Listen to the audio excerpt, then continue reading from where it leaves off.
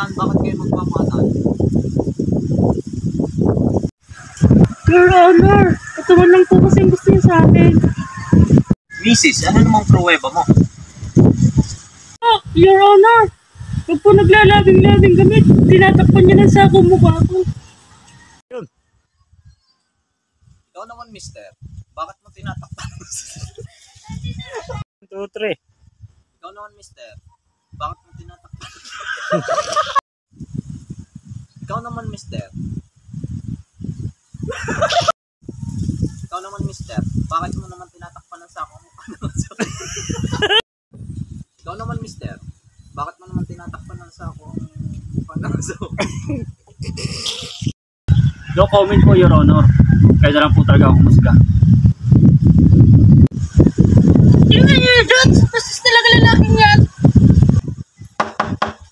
Annulment petition granted. Yes!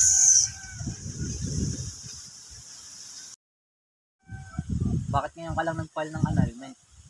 Tiyaga mo naman. Nye!